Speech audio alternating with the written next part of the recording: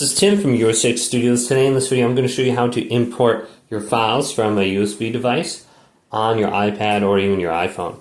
So I have this little SD card reader, and you could be using a USB drive, but just connect it with USB-C or get an adapter.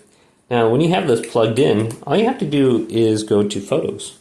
So open up Photos right here, and you can see all these different options: Library, Collections, Import. You want to go to Import. Now if you have files on your USB drive, like I have all these files right here of people snowboarding, I can just tap them and then I should be able to import them now. So we can go to the Import Selected, and then we can go to Choose Album, Import Selected to Library. So let's go to that, and you can see it's doing a little circle thing on the top. And it's giving me a countdown timer, and it's check marking everything that's being imported.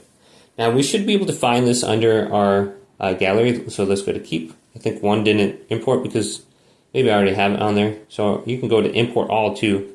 So Import All, skip duplicates, and then it should go through everything. And I think it's done already because most of it's already on there.